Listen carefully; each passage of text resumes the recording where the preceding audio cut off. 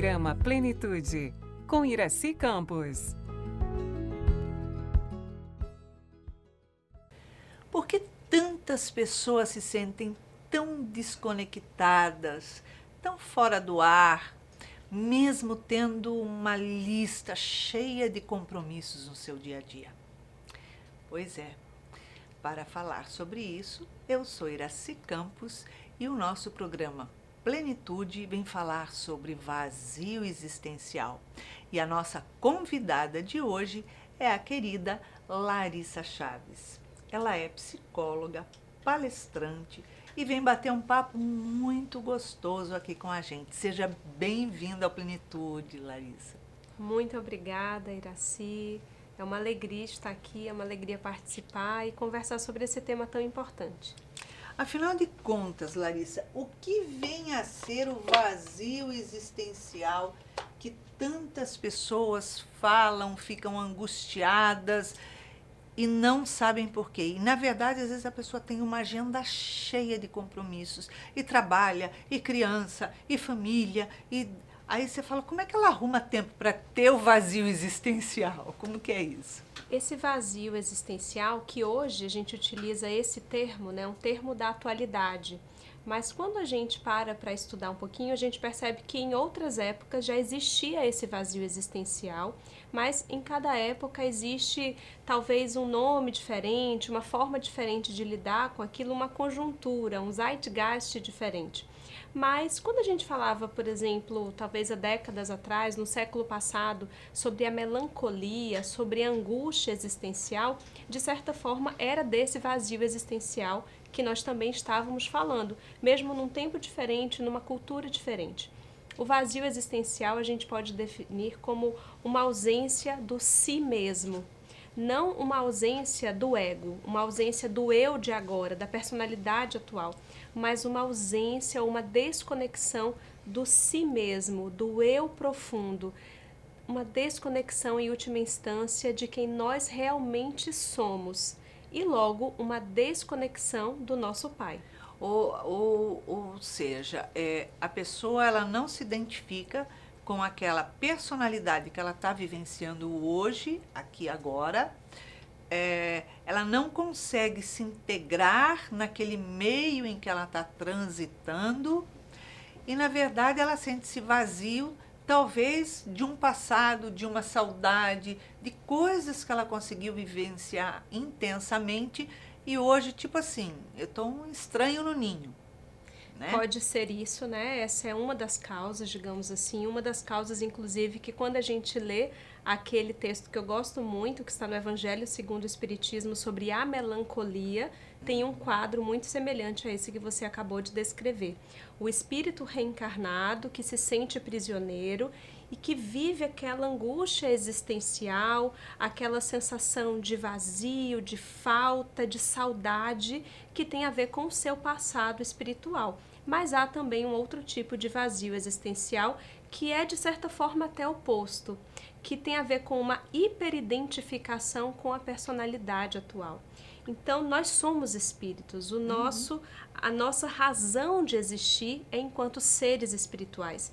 E quando a gente está muito no materialismo, muito identificados com o eu do agora, com aquilo que a matéria nos chama, com aquilo que são os valores do mundo, é muito comum que essas pessoas também, depois de conquistar as coisas, então eu conquistei o trabalho, eu conquistei o dinheiro, eu conquistei tudo aquilo que o mundo me convida a conquistar. Mas quando eu volto para casa, quando eu vou me recolher, quando há espaço, quando há uma brecha na agenda, eu me sinto vazio. Ou seja, tudo aquilo que eu estou vivenciando dentro desse mundo de materialidade, com tantas possibilidades de distrações e a gente não perde nenhuma delas, essa é a verdade, né? Aí eu percebo que nada do que eu estou conquistando, que eu estou tendo, aquilo que eu estou chamando de realização através das minhas conquistas, nada daquilo me preenche. Eu, inclusive, já atendi, não foi uma, não foi duas, não foram 5, muitas pessoas, especialmente muito jovens, exatamente com esse relato, né? Então, eu já conquistei aquilo que disseram para conquistar, eu já passei no Enem, eu já formei na faculdade, eu já tenho a tal da estabilidade financeira, e agora? Quer dizer, e agora? Como se o mundo perdesse a graça. Sentido. E a gente percebe, não só pessoas que conquistaram, mas aqueles que estão entrando na adolescência.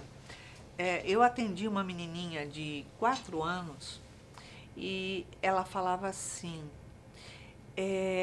eu tenho uma dor aqui, tia. Eu falava, mas que dor é essa? Uma dor assim, fundo, parece que dói assim, parece que aqui dentro não tem nada.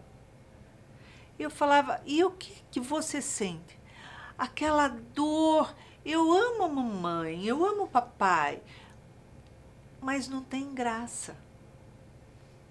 Então, ou seja, ela não sabia identificar, né? Falar, olha, estou sentindo um vazio existencial. Nomear, Né? Mas é uma dor, e ela falava assim, é uma dor que não dói de doer, de bater. É uma dor. Ou seja, o que é aquilo? Né? Para uma mãe que ouve uma criança de 4 anos falar uma coisa dessa, você fala, peraí, para o mundo que eu quero descer, porque eu estou dando tudo, estão na escolinha, tem brinquedos, tem a família que ama, a família que acolhe, né? E por que esse vazio numa idade tão Porque não tenra? é uma dor dessa personalidade atual. Exato. É uma dor desse espírito peregrino numa nova existência. Eu me identifico muito com esse relato, Iraci, porque eu era essa criança muito nova, não com 4 anos, mas aproximadamente com 7 anos. Eu era essa criança que sentia uma angústia que eu não sabia nomear. Hoje eu chamo de angústia, na época era uma dor, era uma tristeza, uma inquietação, e que eu tinha muita certeza que estava relacionada com a busca por um caminho religioso que eu ainda não sabia qual era. Então eu cresci numa família católica, eu ia à missa com a minha avó, mas aquilo não era suficiente, não preenchia, não dava conta desse lugar. Eu passei por uma peregrinação por muitas igrejas evangélicas, todo mundo que ia trabalhar na minha casa, eu perguntava que igreja que era, o que frequentava, e fiz uma peregrinação mesmo, fui a muitas denominações, achava interessante, guardo inclusive na memória essas experiências, mas foi só aos 14 anos, quando eu conheci o Espiritismo, quando eu entrei pela primeira vez na Mansão do Caminho, que essa dor passou. Então, era ali uma dor não da Larissa personalidade atual com 7, 8, 9 anos. Era uma dor do espírito Larissa, que estava tentando encontrar o seu lugar no mundo. Esse lugar do vazio existencial não vai ser preenchido com aquilo que a matéria e o mundo material tem nos a oferecer. O vazio existencial é uma dor espiritual, é uma dor de quem somos. E qual o propósito que nós temos aqui na Terra? Nem todo mundo vai ser um propósito de encontrar, por exemplo, uma religião, um templo, mas precisa ser um propósito maior do que aqueles que são apresentados pelos valores do mundo. Então, não vai adiantar a gente achar que é simplesmente uma profissão, um relacionamento, essa festa. Tudo isso são muitas vezes lugares de distrações dessa dor. É tudo passageiro. Mas é algo que o nosso espírito precisa encontrar enquanto sentido de existência, propósito de existência. E eu gosto de dizer aos meus pacientes que isso está mais para um verbo, uma ação, é algo que nós viemos fazer, é algo que nós viemos realizar. Tem mais a ver com um verbo e com uma ação do que com algo parado, né? Então, assim, eu achei, agora eu vou ficar parada aqui nesse lugar que é o meu sentido existencial. O nosso sentido existencial é um caminho. É um crescimento, né? É algo que a gente encontra para continuar caminhando. É como se a gente fosse ascendendo, exatamente. Né? E eu encontrei, no meu caso, tem a ver com o meu caminho religioso realmente. E é muito interessante, porque, como essa garotinha te falou, era uma dor física que eu sentia. E quando eu me engajei nas atividades na Mansão do Caminho, assistenciais, nas atividades de evangelização, é como se alguém tivesse pego com a mão e realmente retirado aquela dor. É aquele portal que a gente entra e fala assim, eu preciso disso. Eu não preciso da dor do outro para viver, mas eu preciso da compaixão com o outro para eu viver. Porque, ao mesmo tempo, é uma troca onde o outro também está transferindo, está me dando substâncias para que eu me sinta acolhida também. Sim. Por ele, né? É um caminho de mão dupla ali, né? Sim. E eu acho que uma sensação que representa bem, assim, talvez um contraponto a esse vazio existencial é aquela sensação, assim, de estou no lugar certo, com as pessoas certas, fazendo a coisa certa. Então, é aquela sensação de que se a minha vida se encerrasse amanhã, tá tudo certo, porque eu estou no lugar certo, com as pessoas certas, fazendo a coisa certa. Eu estou na minha hora, no meu presente, no meu momento, né? Porque eu acho que tudo contribui um pouco quando a pessoa ela está vivenciando determinadas coisas, mas ela não está vivendo o presente dela. Então há uma lacuna que fica ali entre o presente e o futuro. Então o tempo inteiro na vivência do presente, ela não está presente. Ela tá, eu vou lá, eu vou fazer aquilo, eu tenho tal projeto, tal planejamento, eu quero aquilo, quero aquele outro. E o que está acontecendo aqui, eu estou levando no automático. Tipo, a vida, deixa a vida me levar, a vida leva Tipo eu. o filme Clique, do Adam Sandler, que ele vai levando a vida nesse piloto automático. E as cenas da vida dele cotidianas, com a família, as refeições, as conversas com a esposa, como ele vai pulando essas cenas exatamente no piloto automático, então ele não tem presença, ele não tem consciência, ele não tem memória afetiva daquilo. E tem muita gente vivendo nesse piloto automático, né? E a gente saindo dessa presença, a gente gera essa desconexão com o si mesmo, com quem somos, com o que viemos fazer, com o nosso propósito de vida e com Deus. E porque acaba não tendo uma relação com o outro, desenvolvendo laços de amor. Você tem o laço da convivência vazia, mas você não tem o laço da convivência de crescimento, de emoções. Então, qualquer emoções que possam estar surgindo naquele momento, ela é sua, para mim, problema seu, entendeu? Eu continuo a minha caminhada, que eu não sei para onde eu vou, não sei o que eu vou fazer, eu faço o projeto e vou mudando de rumo conforme a vida vai apresentando situações. Isso gera um vazio muito maior, né? E as crianças, diferente de nós, elas são muito sábias em estar no presente, em estar inteiras onde elas se encontram. E para que nós tenhamos vínculos, conexões genuínas com as crianças, a gente precisa exercitar isso também. Nossa, e como? Porque elas nos cobram isso de uma certa forma, né? Sim. O tempo inteiro, quando a criança nos convida para sair do celular, para ir para o chão, para brincar, para se relacionar, o brincar da criança é um convite à conexão. É um convite à presença, a estar no aqui e no agora. E são esses convites que, quando atendidos, geram um verdadeiro vínculo entre pai, filho, mãe e filho e geram no futuro aquela memória afetiva. Só existe memória afetiva quando existe presença genuína. Aquela memória que a gente fala assim, nossa, tem gosto, tem sabor, tem cheiro.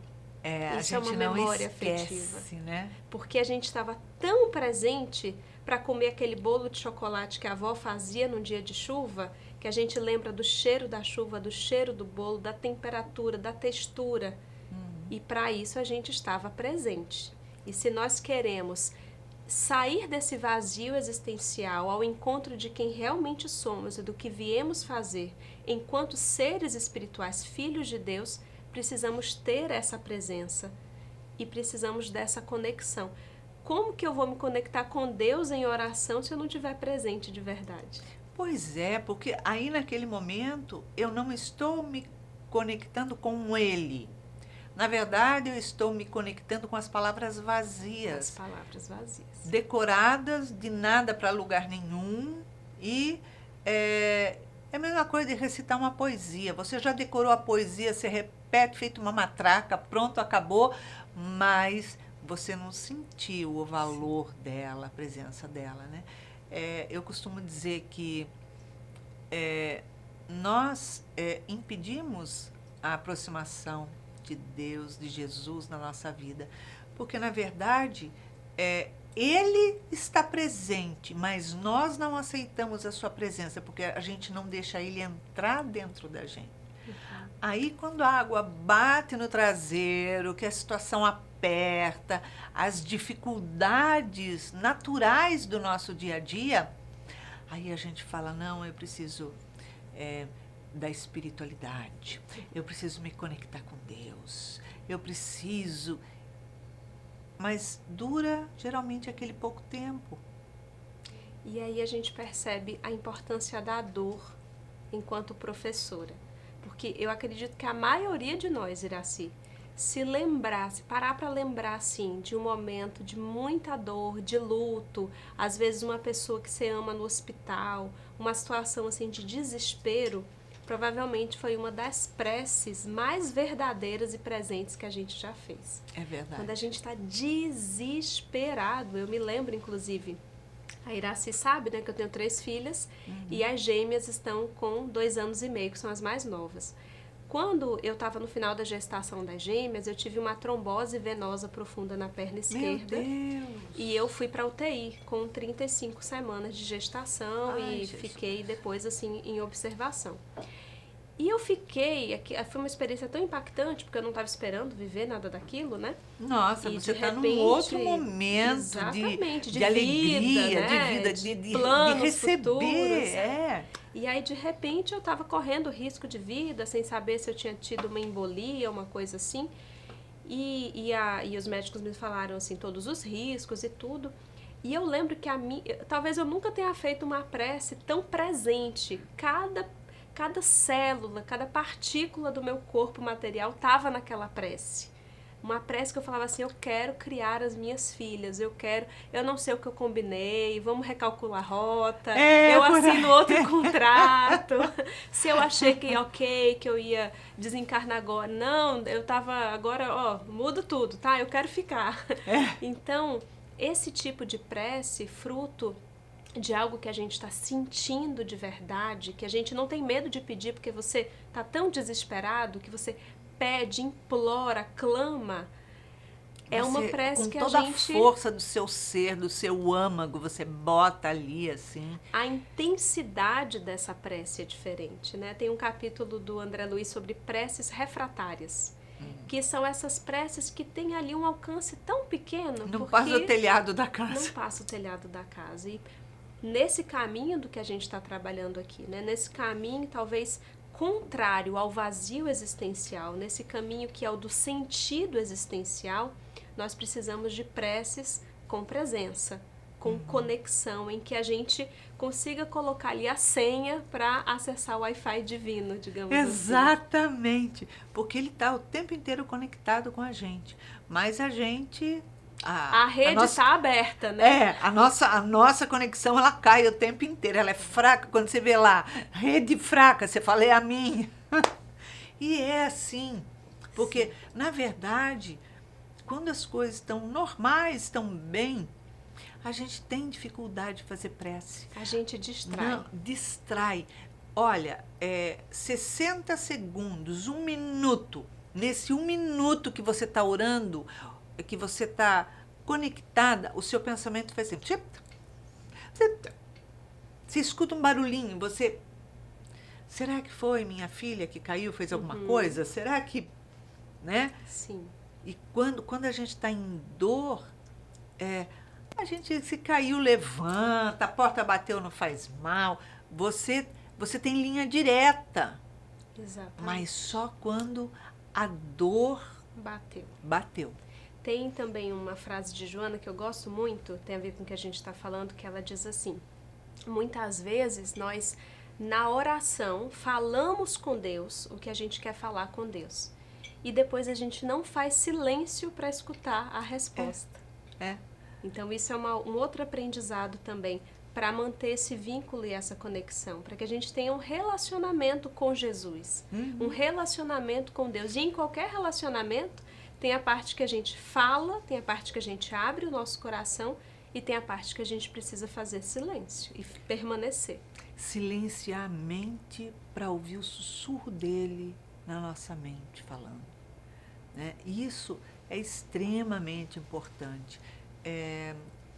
Aquele seriado de Chosen. Sou apaixonada, Iraci. Ai, são duas. Apaixonada. São duas. Eu estou assistindo, acho que, sei lá, pela quarta, quinta vez. Eu falo assim, tanto que eu falo para o meu marido, falo, amor, a gente tem que estar presente com Jesus. Me deixa transportar no passado um pouquinho. E a gente vai lá e começa a assistir. Você já sabe as cenas, você já sabe provavelmente as falas, mas você se transporta para aquele momento de simplicidade. Você sai da modernidade, você sai do mundo mundano para ir para aquela voz que fala com alegria, com docilidade, muita firmeza, mas que não perde uma chance. Aí você olha, você fala assim, ele não perde uma chance de dar um ensinamento. Se ele estivesse aqui, hoje, presente, e eu abrisse minha boca para falar qualquer coisa, eu sei que eu ia receber um ensinamento em cima daquilo. Porque tudo é profundo. E no momento, na transição que a gente vive, tudo é raso. Com certeza. E eu fico pensando, né, assim, a gente assistindo The Chosen, eu observo como os discípulos ali, cada um com a sua peculiaridade, com as suas características tão diferentes, mas praticamente em comum eles tinham algo que era a distração. Tão próximos de Jesus, mas tão distraídos do que Jesus realmente veio ensinar. E é aos poucos, com o passar dessa convivência, alguns só depois da partida de Jesus que vai caindo aquela ficha, assim, do que eles estavam fazendo ali, do que era esse reino de Deus, do que era a proposta para esse reino de Deus. E a sensação que eu tenho, Iraci, é que ainda hoje nós estamos distraídos, mesmo nós religiosos. Não só as pessoas, a gente fala às vezes das pessoas que estão no mundo material, mas mesmo nós, religiosos, ainda estamos muito distraídos. E aí a gente se lembra do irmão Jacob, do livro Voltei. Ai, nem fale, adoro esse maravilhoso. livro. E esse grande ensinamento também, né? Quantas vezes estamos também tão ativos, fazendo, acontecendo, como o Frederico Figner, que é o irmão Jacob, que tem uma trajetória maravilhosa, que fez muita coisa pelo movimento espírita, mas que, assim como aconteceu com Marta, das irmãs Marta e Maria, esqueceu da melhor parte. Tanto que ele não percebe a presença ali, né? Exatamente. Do Dr. Bezerra. Ninguém veio me receber, tipo assim, você imagina a gente falando, ninguém veio me receber, e eles olhando para você e falar assim, estou aqui, presta atenção. Exatamente. E a gente é assim, porque a gente com um monte de coisa para fazer, a gente se envolve na materialidade como se a vida real fosse aqui. A gente fala muitas vezes do lado espiritual, fala da vida espiritual, mas eu falando de um livro, contando uma história. Cadê a vivência, né? Esse é o grande desafio. Qualquer pessoa pode entrar num tremendo vazio existencial se não se vigiar, se não se... Eu costumo falar que Deus deu uma vida para cada um tomar conta da sua e não tomar conta do outro, tá? Então, isso quer dizer o quê? Que você tem que manter a vigilância sobre a sua vida, sobre as suas escolhas, tá consciente no que você faz, porque a gente cai no vazio existencial. E eu acho que como a matéria pesa, e a matéria nessa etapa em que nós estamos é uma matéria densa, que abafa os nossos sentidos, o único antídoto para que a gente, mesmo já estando, né, num movimento que é um movimento que trabalha a espiritualidade, mas a única forma real de que a gente não caia de novo nesse vazio existencial em que provavelmente já estivemos, é mantendo a conexão com o alto. vivendo na horizontalidade da vida, porque a gente ainda faz parte da multidão. Sim. Mas todo dia a gente precisa, assim como a gente escova os dentes, tomar banho, todo dia a gente tem que manter esse contato com o alto, que é o que nos lembra quem nós somos, o que estamos fazendo aqui na Terra, por que viemos. Que estamos de passagem, a passagem é muito rápida. É aquela história, você encontra, olha, conhece pessoas idosas, você olha para elas e a sensação é que dá que elas nasceram assim já, entendeu? Ela veio assim, eu tô assim e ela nasceu assim. A gente não pensa que essa trajetória é a nossa trajetória, né? É o momento da chegada, o momento da vivência e o momento que vai te encaminhando a partida. E que, inclusive, essa ordem no vagão de volta nem sempre segue esse fluxo. Exatamente. Então, às vezes, nós estamos jovens achando que está com a juventude garantida e com a vida adulta garantida. Exatamente. E nem sempre. É verdade mesmo. Nossa Senhora, passa muito rápido. É muito bom. Deixa uma frase de estímulo para abrir esse coração, tirando esse vazio.